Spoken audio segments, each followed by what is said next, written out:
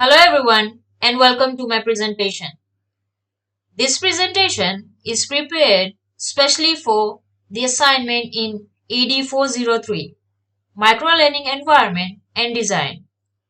I am Priyanka Sharma from the University of the South Pacific all the way from Suva, Fiji.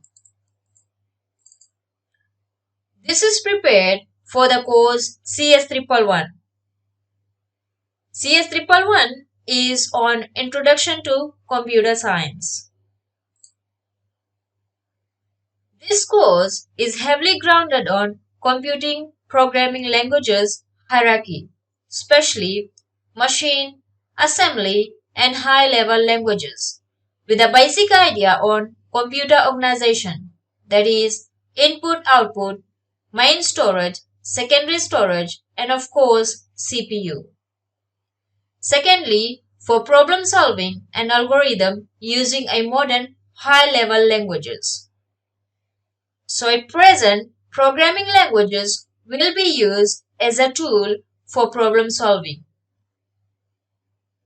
However, no assumptions are made about the computing knowledge required prior to this course. Well, essential knowledge about the personal computer, the Windows operating system, and the programming environment will be provided in the first few weeks of the course. This slide highlights the entire course content starting from week 1 to week 14 with a topic coverage and of course the required textbook readings. However, the recommended textbook is as follows: C++ for everyone. It is a second edition.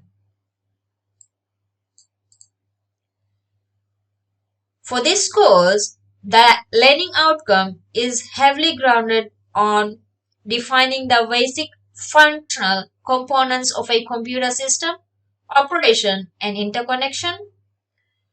The second CLO is on applying programming concepts to computing problems, followed by the third CLO examining code for its syntax and semantic validity, and finally identifying the functionality of existing codes. In the table, the CLO is reflection on the entire course, so type of assessment and the learning outcome as accordingly. So for the short test, the learning outcome is based on the CLO 1 and 4. For weekly exercises, the learning outcome is based on 3 and 4. And of course, the assignment, the learning outcome is based on 1, 2, and 3. And finally, for the lab test, the learning outcome is based on 1 and 2. Further, link to download and install Dev C++, which is very crucial before you start.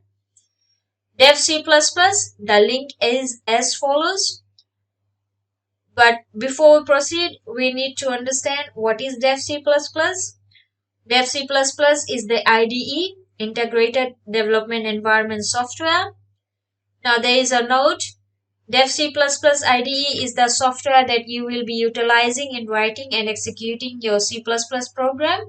So it's very important for you to download and install the respective software in your personal computer, desktop, or laptops. But remember, do not download Dev C++ 4 because this is an older version which is not required in this course at this point in time. Now, topic for microLED will be based from chapter 2, that is Introduction to Variables and Variable Types, which is specially grounded on math in C++ and of course some portion of constants. However, the objective will be to use an appropriate variables and constants for storage in your program to give you the opportunity to do math in C++, to give you practice using the cin statements to input data to variables, and to give you practice using cout to output data from variables, and of course finally writing mathematical expression and assignment statements in C++, our main objective. Now, important annotation before we proceed any further. It's very crucial for us before we begin, we should understand our IDE. So before we begin, you should be able to get familiar with the Dev C++ IDE programming environment. You should be able to handle the editor and of course, very important, the compiler. But if you are facing difficulties and additional resources is being provided, the link for the basic videos is as such and is prepared by me.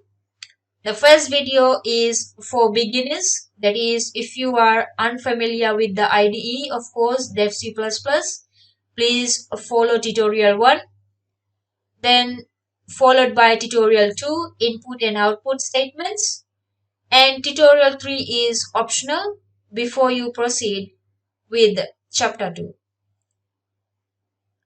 E-assessment for this unit is online e-assessment method, conducting online quiz, especially test 1. So the online exam is assessed competencies of students during various stages of a study period through automated marking. The suitability of question to access and distinguish student knowledge levels was determined using a psychrometric analysis based on facility indexes embedded within the model quizzes. Instructions is very important. So for the online e-assessment, it's very important for, especially for test 1. The link is very important. If you are confused, it will be posted in news and announcement forum later. So questions will be randomly assigned to each student. The test will be password protected and the password will be provided by your respective supervisors. Once the inside you are available on the venues, students are to just do one attempt of the test. Of course, no second attempt is available. No other material, electronic or paper based, except for your calculators is allowed. And attendance will be mandatory using your USB ID card. Assessment tool will be Moodle Marksheet. The criteria or the rubric guide on the layout of the exam will be prepared, especially for your test 1, is multiple choice from question 1 to 10. Allocated marks will be 20 marks. From question 11 to 12, grounded on your short answer questions with a total of 6 marks. Question 13, code completion, it's very important, 4 marks. And finally, the most important, entire program writing, a total of 10 marks.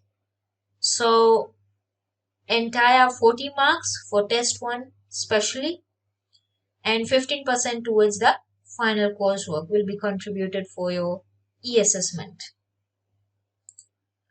To conclude, why e-assessment for especially for test 1? So online quiz in learning management system have been implemented for summative assessments, formative assessments, and instructional design method in diverse disciplines generally, such as computer science, engineering, biology, or medicine and social sciences, to name a few. Now, recent studies highlights the benefit of online quizzes and students' positive attitudes towards them. Now, one such benefit includes improving students' motivation, enhancing understanding and active learning. And of course, keeping in mind carefully the designing part. So, carefully designing online quizzes can be one of many solutions to preempt students' plagiarism by randomizing questions, shuffling responses, providing time spans, and of course, logs of multiple quiz attempts with systematic evaluation processes through Moodle. These are some of the references being made to my prior statements. Thank you so much for watching. Should you have any questions or comments, please state in my comments. Thank you so much.